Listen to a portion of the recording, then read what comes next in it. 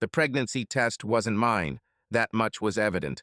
I discovered it tucked away in our master bathroom trash can, concealed under a heap of crumpled tissues and an empty shampoo bottle. It was positive two distinct pink lines, unmistakable. My hands went numb when I retrieved it, and for a moment I merely stared at it, struggling to comprehend that my wife, Mallory, hadn't informed me about this. We weren't planning for a baby. In fact, she had been avoiding any form of intimacy with me for months. Headaches, long work hours, the desire for personal space, every excuse imaginable. Yet there it was. Evidence. Not merely of a pregnancy, but of something far more sinister. My thoughts whirled as I stood there, clutching the test, filled with anger and disbelief that makes your chest constrict until you can barely breathe. I knew Mallory well enough to know she did not make mistakes. She was calculating, always a step ahead, and if she'd allowed this to slip, it was because she believed I would never find it. Perhaps she was haughty enough to assume I wouldn't discern the truth. Instead of challenging her immediately, I opted for a more strategic approach. Mallory was adept at manipulation, and if I had approached her with mere suspicions, she would have skillfully turned the situation around, leaving me apologizing by the end. I wasn't going to give her that pleasure, so I returned the evidence to its original place, ensuring the trash appeared undisturbed. Then, as if nothing out of the ordinary had transpired, I exited the bathroom. My hands still trembling, I took a seat at the kitchen table and feigned absorption in my phone while waiting for her to descend the stairs. With hair wet from her shower, she didn't even acknowledge me upon arrival. Instead, she poured herself some coffee and scrolled through Instagram as if without a worry. Unbelievable. Dear friends, if you enjoy this story, please like and subscribe to our channel. It will motivate us to make more videos like this for you. She feigned normality, as if nothing extraordinary had occurred, like I hadn't just discovered undeniable proof of her deceit. The urge to shout, to fling the coffee cup from her self-satisfied grasp and demand explanations surged within me. Yet I restrained myself. Not just yet. Instead, I gave her a tranquil smile, saint-like, and remarked, "You seem to have had a good night's sleep. Busy day at work today." Mallory cast a fleeting glance, her face inscrutable, then carelessly dismissed it with a shrug. The same old. Meetings, deadlines, the customary routine. Her casualness made my stomach knot. She wasn't merely lying, she was proficient at it, unforced. But if she believed I was an oblivious husband who would let her slide with her indiscretions, she was mistaken. I would uncover her secrets, and when I did, she would rue the day she underestimated me. That night, sleep eluded me not because of restlessness or self-doubt, but because my mind raced nonstop. I needed to understand the game rules to outsmart Mallory. As she slept next to me, oblivious to the turmoil I felt, I pondered over a pregnancy test result that left me uncertain. Despite hoping for an innocent explanation, my instincts told me otherwise. By dawn, I had devised a strategy. I opted to begin subtly. Observe her, seek discrepancies, let her think she was the one in control. People like Mallory become complacent when they believe they've already triumphed. All I needed was patience. At breakfast, she pretended everything was fine, even planting a kiss on my cheek that now felt like an offensive charade meant to maintain appearances. I played along too, smiling and chuckling at her jests, but my gaze never wavered from her actions. I observed how tightly she gripped her phone, unlike her usual habit of leaving it around. Today, she kept it close. She carried it with her to the bathroom, an unusual action given her extended stays there. Occasionally, she'd be in there for 15 or 20 minutes. "All good?" I inquired casually as she exited the bathroom for the third time that morning. Her expression flickered for a brief moment, long enough to hear my question. She quickly laughed it off. "Absolutely. Just some stomach troubles. Must be the sushi we had the other night." This was false. We hadn't eaten sushi in weeks. I feigned acceptance, but inside, I steeled myself. If she was deceiving about such a trivial matter, what else might she be hiding? In the afternoon, while she was at work, I decided to probe further. I wasn't the type to pry, but this was exceptional. This wasn't suspicion, it was self-protection. I began with the trash, sifting through each item despite my discomfort in doing so. Predictably, I discovered another hint. A crumpled shop receipt from a nearby boutique dated 2 days past listed unfamiliar items in our household: luxury candles, silk lingerie, and men's cologne. My heart raced as I scrutinized the bill. She hadn't bought these things for me, that much was clear. But for whom and why?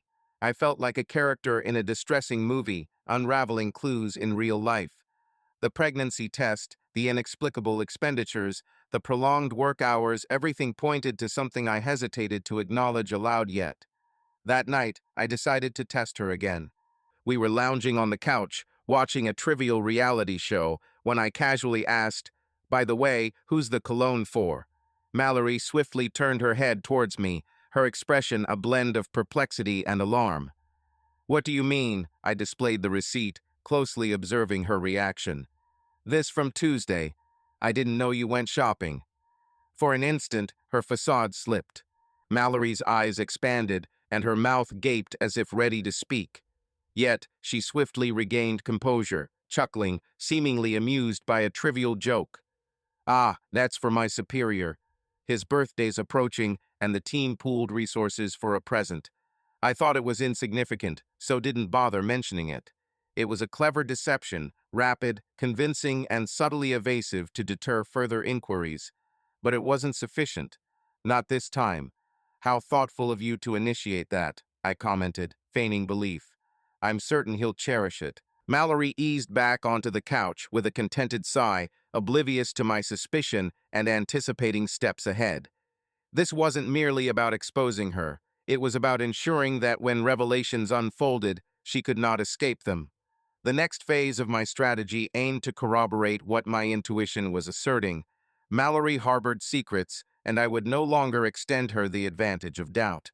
Should she opt for games, she'd quickly discern I wasn't the oblivious spouse she presumed me to be.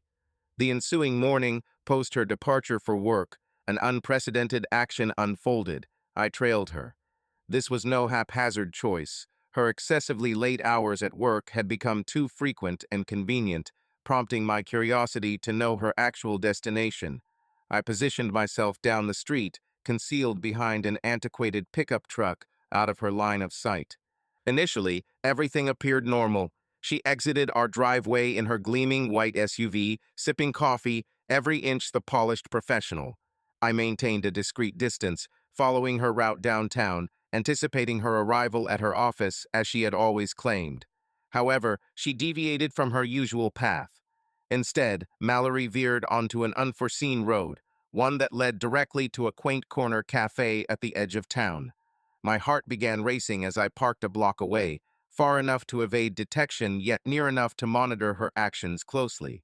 She exited the vehicle, attired in an uncommon work attire, donning a freshly seen-fitted dress with high heels that resonated sharply against the sidewalk. My gut clenched as I recognized this wasn't a routine coffee break. She strolled into the cafe as if it belonged to her, and in short order, another man arrived. He was tall, casually dressed in business attire, exuding an effortless self-assuredness that made my blood simmer. They occupied a secluded table, huddled together, chatting and laughing as if they had no worries. Her face sparkled in a manner I hadn't witnessed for months. I clenched the steering wheel so hard my knuckles turned pale. A part of me was tempted to burst in, overturn the table, and demand clarification. However, I restrained myself. In this moment, maintaining composure was more valuable than exhibiting anger. Instead, I retrieved my phone and took a few photos, my hands quivering as I zoomed in to document their intimate encounter. They remained there for over an hour, consuming lattes and seeming to devour a pastry. Upon departing, I maintained a distance, trailing them as they headed towards their vehicles. The man gently removed a lock of hair from Mallory's face before bestowing a kiss on her cheek. She didn't recoil. Rather, she prolonged the contact, beaming at him as if he was the pinnacle of her universe.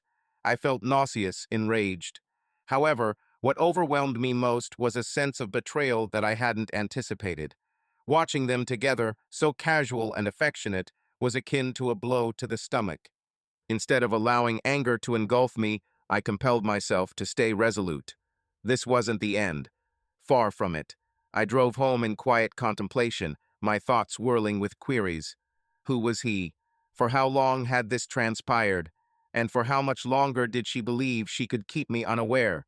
I didn't possess all the answers at that moment, but one thing I knew with certainty.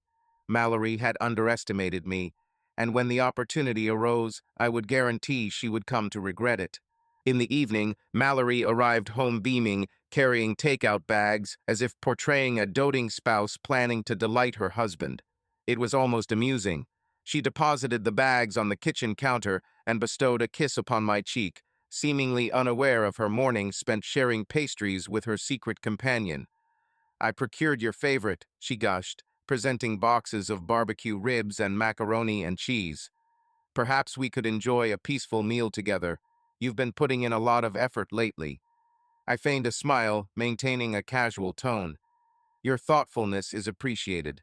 "Thank you, Mal." Her eyes gleamed with self-contentment, which stirred unease within me. She seemed confident that she had deceived me, that I would consume her ribs and respond as a devoted spouse while she reveled in domestic bliss. However, tonight I was not simply feigning ignorance. I was orchestrating a scene. Throughout dinner, I observed her meticulously. Her excessive chatter, peppered with inquiries about my day and jabs at her boss's incapacity. It was clear she was performing, probably to hide her unacknowledged guilt. I mimicked her demeanor, chuckling in response and dishing out a tale about a pesky workmate. As she grew more relaxed, I grew more certain about my forthcoming action. Once we were done eating, I cleaned up the dishes while she leaned against the counter, engrossed in her phone.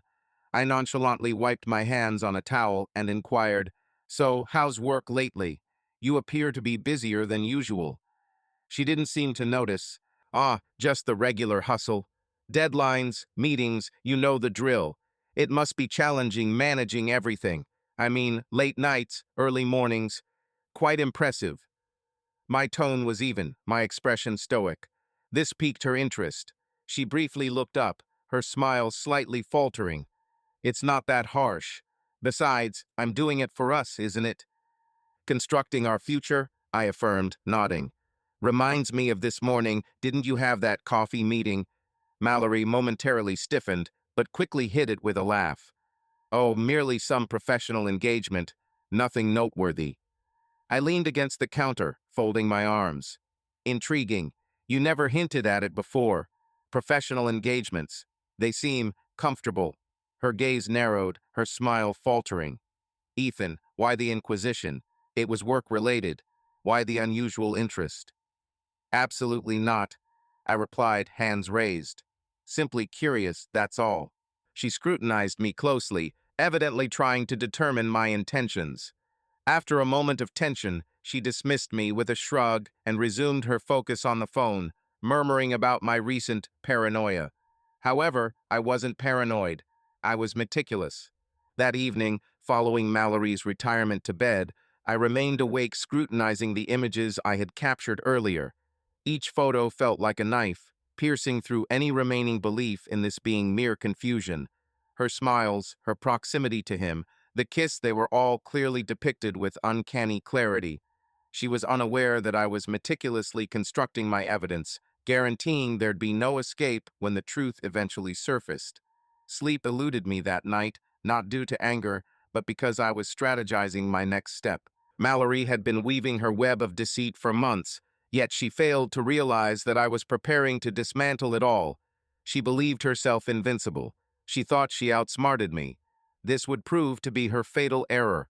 The following day, I concluded it was time to intensify my approach. Observing and waiting had served their purpose, but now I needed facts. Factual answers. I wouldn't let Mallory dictate the storyline anymore.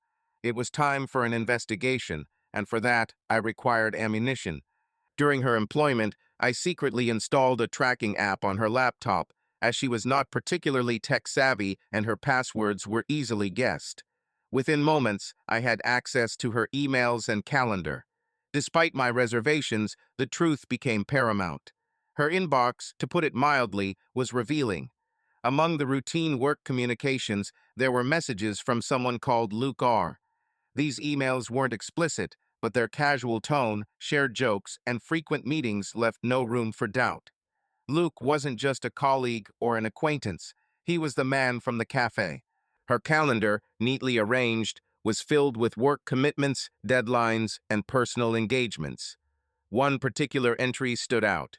Friday, 3 p.m., Dr. Carlson, prenatal checkup. My heart skipped a beat.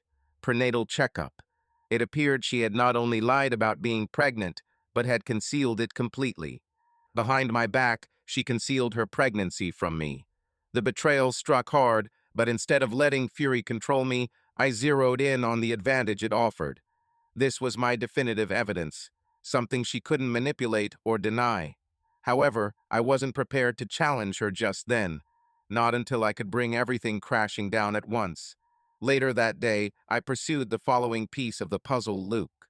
His email footer disclosed his company and position, so I delved deeper. It didn't take long to unearth his LinkedIn profile. A senior consultant at a premium firm. Married. With 2 children. Impeccable. This detail was a blessing. It implied I wasn't simply uncovering Mallory's deception anymore. Luke had something valuable to protect, too. If this man assumed he could breach my marriage, wreck it, and depart unscathed, he was in for a surprise. By the time Mallory returned home that evening, I had already started setting up my retaliation scheme. She strolled in, drained and preoccupied, her heels clacking against the hardwood floor as she dropped her bag on the counter. "Hey," she murmured, rummaging through the refrigerator for a water bottle. "How was your day?" I replied nonchalantly. "It was all right. And yours?" "Busy," she paused, her gaze still fixed on the fridge. "Indeed, as usual. One meeting after another. Exhausted. Anything exciting happen?" I inquired, my voice even. She lifted her head for a moment before shaking it. "Nope, just the routine grind." Managing not to chuckle, I marveled at how fluently she spun those lies. "Almost. Good to know," I said, pasting a smile. "By the way, I was contemplating leaving Friday afternoon to handle some personal matters. Would that be all right with you?" Mallory barely glanced up. "Of course. Take care of what you need to." Unexpectedly, she was oblivious to my knowledge of her schedule, her appointment, and my intention to be present. As she casually settled on the couch, engrossed in her phone as if nothing had occurred, an unusual tranquility enveloped me. Mallory presumed herself invincible, but she was gravely mistaken. This wasn't merely about revealing her deceit, it was about ensuring she never forgot the consequences of betraying someone who believed in her. True to schedule, Friday rolled around, and I stood prepared. As always, Mallory departed for work at dawn, carrying her laptop bag, attired appropriately. She bid me farewell as if all was well, concealing an entire secret life from me. I responded with a smile, saw her off, and then got down to business. By 2:30, I was stationed across the street from the clinic, as marked on her schedule. The edifice was modest, unpretentious, nestled discreetly between a pharmacy and a dental office. I wasn't certain of what I hoped to discover, but instinctively, I sensed this moment would shatter everything. Awaiting in the car, my gaze fixed on the entrance, I observed a continuous flow of women entering and exiting, some solo, others accompanied. At exactly 2:58, Mallory's white SUV parked in the lot. She alighted, displaying signs of unease, as if she was aware her actions were clandestine. Then, there he was. Luke, standing by the entrance, neatly dressed in a pressed shirt and trousers. He carried a take-out coffee cup, an ordinary Friday gesture, it seemed. Mallory swiftly recognized him, her expression brightening in a manner that made my stomach twist. They greeted, not with a casual hug, but one lingering, revealing their bond. Grasping the steering wheel tightly, I restrained myself from acting rashly. This was it. The evidence. Watching them enter the clinic together felt like sealing my own fate. They believed they were invincible, lurking in unity. However, their arrogance was misplaced. Upon entering, I didn't present myself directly. Instead, I circled the building's perimeter, searching for an alternative entry point. A delivery door, possibly used by staff, was left ajar at the rear, and I slipped in unnoticed. The corridor was hushed, adorned with generic office doors and unremarkable medical notices. Whispers echoed down the hall, guiding me until I reached an only partially closed door. Peeking inside, I saw Mallory and Luke seated side by side, conversing with a doctor. Mallory's smile was radiant as she gently placed her hand on her abdomen while the doctor leafed through a chart. Luke appeared blissful, his every nod and question adding to the pinnacle of his joy. My blood simmered, desiring immediate confrontation and exposure, but I remained patient. This wasn't the appropriate setting or the opportune moment. Not yet. Instead, I took out my phone and began recording. Every word, every movement, every smile, all captured now on tape. Proof. Irrefutable, indisputable proof. I exited the clinic before they even noticed me, my heart racing with adrenaline and anger. In my car, I scrutinized each frame of the footage, every second adding fuel to the fire within me. This was no longer just about deceit, it was about humiliation, about dismantling the little make-believe world they'd constructed without me. By the time I reached home, I had a strategy. Mallory would pay for her actions. Not just against me, but against herself. And Luke, he wouldn't escape unscathed either. I wasn't merely planning to confront them. I was determined to demolish their entire facade. The weekend unfolded like a silent storm, the kind that everyone senses, yet no one can foresee. Mallory maintained an air of normalcy, smiling, chatting. On proposing dinner Saturday night, I pretended the model husband, but within me, I was orchestrating an unexpected move. My scheme was in place, and the initial action would transpire during our meal. She opted for a chic downtown Italian eatery, complete with expensive wine and melon-hued tables. She donned a deep crimson gown that I hadn't noticed before, complemented by heels matching the exact shade. She was breathtaking, which intensified the growing irritation under my composed facade. She played her part, feigning the spouse she hadn't been for months, and I allowed it. We were midway through our meal when I struck, "You know, I've been pondering our future a lot." Mallory looked up, her smile faltering momentarily before regaining composure. "Oh, what triggered that?" I casually leaned back in my chair. "I don't know. Perhaps it was something you said. Lately, you appear preoccupied, like there's something weighing on your mind that you might want to discuss." Surprised, you questioned my assumption, stating you've been swamped with work. I affirmed this, mentioning the late hours at the office, networking meetings, and out-of-town trips, all of which, you clarified, were work-related. However, your grip on the fork tightened noticeably, knuckles turning white, as I subtly hinted that I might not trust you. You expressed confusion, but my words seemed to be implying a lack of faith in you. "Mallory," I said, leaning closer and softening my voice, "I trust you to always put yourself first, to cover your tracks, to think highly of yourself compared to others. But there's something else I want you to understand. I'm not as naive as you might believe." Your expression froze, the color draining from your face as I reached into my pocket and retrieved my phone without needing to unlock it. The video thumbnail from the clinic was all it took. I showed it to her, giving her a clear view, watching as her world fell apart in the here and now. "What on earth is that?" she hissed, her voice low yet poisonous. "Oh, you're aware of what it is," I replied, my tone borderline mocking. "I trailed you, Mallory. I observed everything. The clinic, Luke, your little prenatal talk with the doctor. You've been quite active, haven't you?" Her gaze darted around the restaurant, fear showing on her face. "Lower your voice," she hissed back, her tone sharp. "You don't know what you're talking about, don't you?" I moved closer, my voice barely more than a whisper now. "Allow me to make an educated guess. You were intending to attribute the baby to me, right? To stage a happy family scene while secretly running off with Luke whenever you desired? Or was he going to remain hidden, your little secret that you thought I'd never discover?" She tried to speak, but she remained silent. For the first time in months, Mallory appeared powerless, and it was exhilarating. "Let me clarify," I continued, my tone composed yet edged with resolve. "I have all the necessary evidence, photographs, videos, emails. Name anything, and I have it. Thus, you have two choices.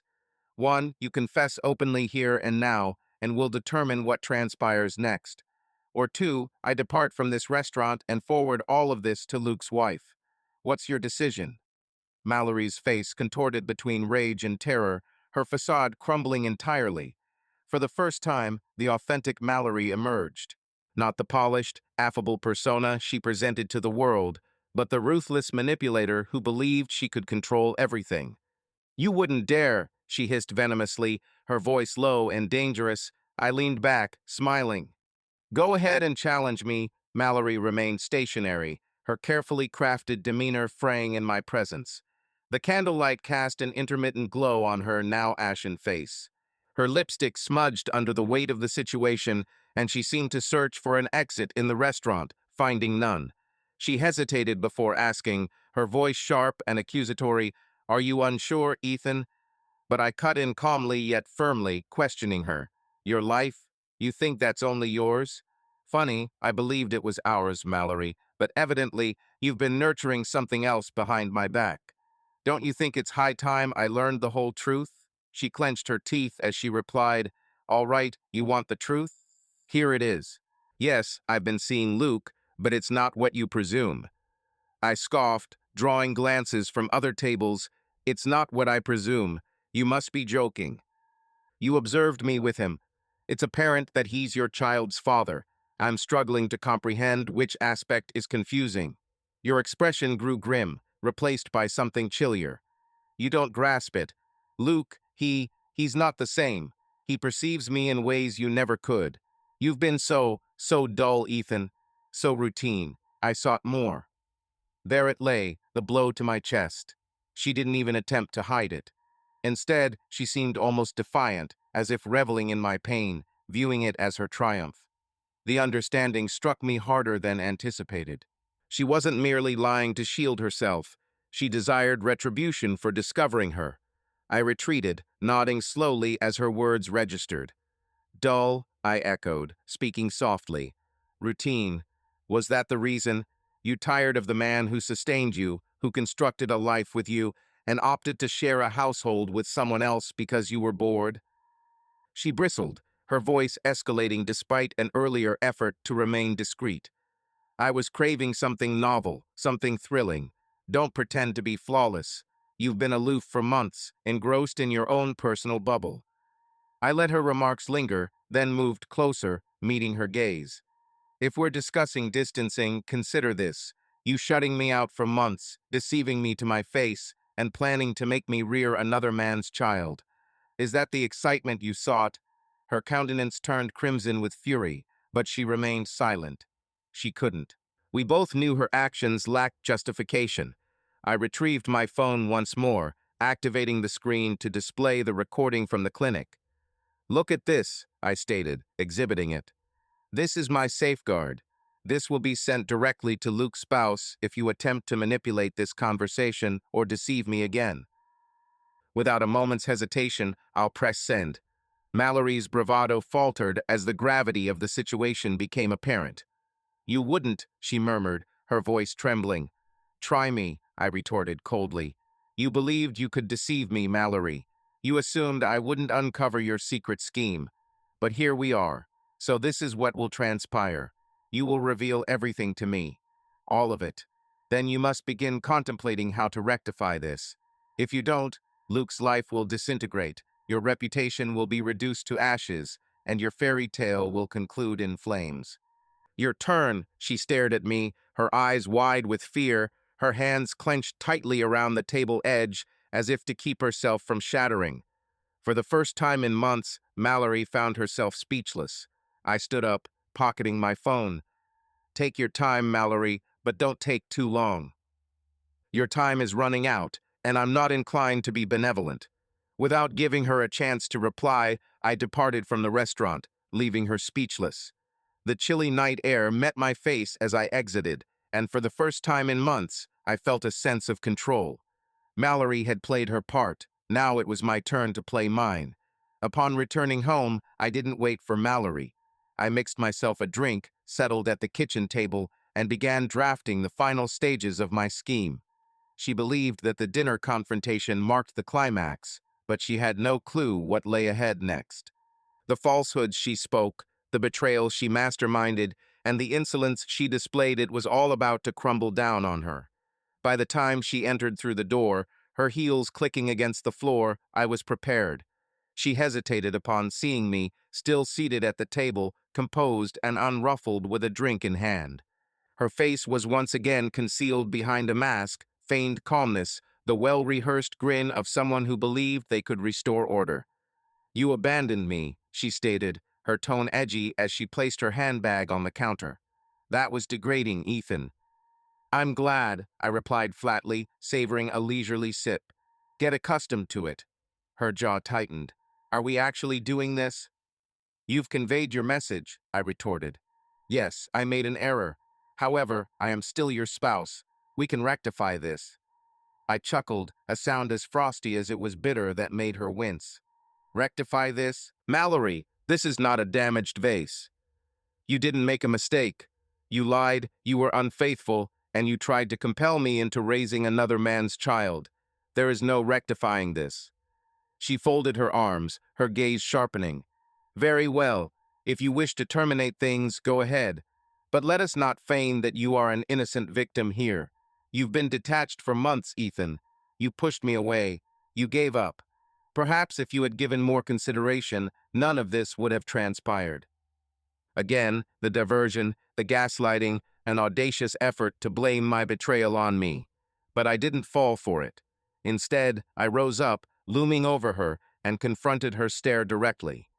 "It's amusing you claim that," I said, my voice eerily composed, "because I've been vigilant, like when I caught you leaving work early to meet Luke, or when I discovered the team gift was actually a cologne for him, or most notably, when I saw both of you walking into that clinic for your prenatal appointment.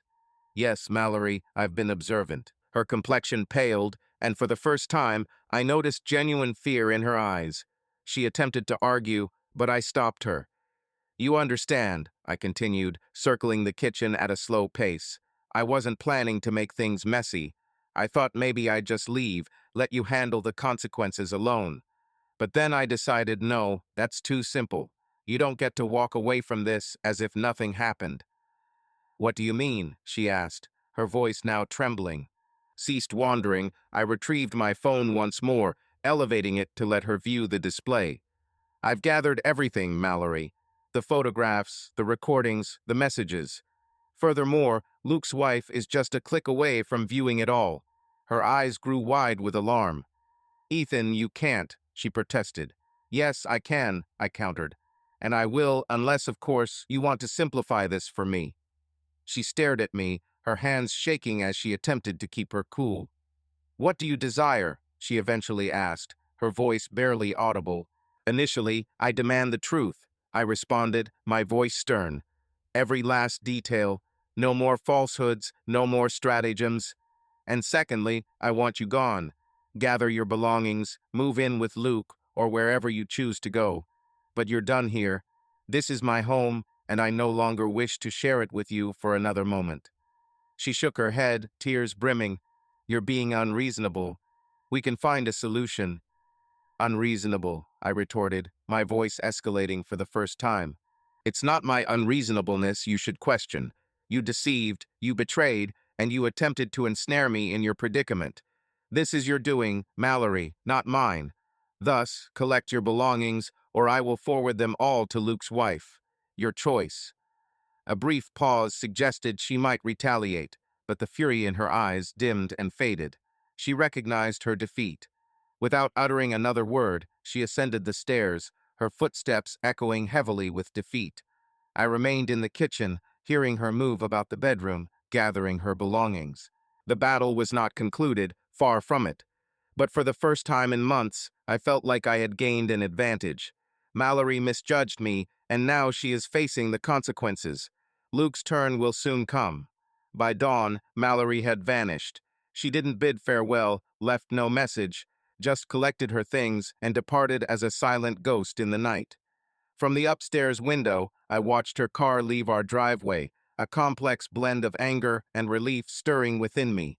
The house seemed altered in her absence, more tranquil yet eerie, almost void. Yet, this vacancy was a relief compared to the oppressive burden of his deceit. It was now Luke's turn. During the night, I crafted an email meticulously worded for him, addressing his wife, Christine, a name I knew from his social media profile, a detail saved for later examination. She appeared as the quintessential suburban mom in every family picture, her children clinging to her, their golden retriever consistently in the frame. Unbeknownst to her, Luke's secretive activities were about to be exposed. The email was straightforward yet impactful. I appended the clinic photos and videos alongside screenshots of Luke and Mallory's flirtatious emails. I opted against embellishments or comments, merely presenting the facts. Let the proof convince her. Prior to sending it, I took a final glance at the folder filled with incriminating evidence. This was no longer just about retribution. This was about upholding justice. They constructed their illusionary realm on a bed of deceit, and it was past due for demolition. I pressed send.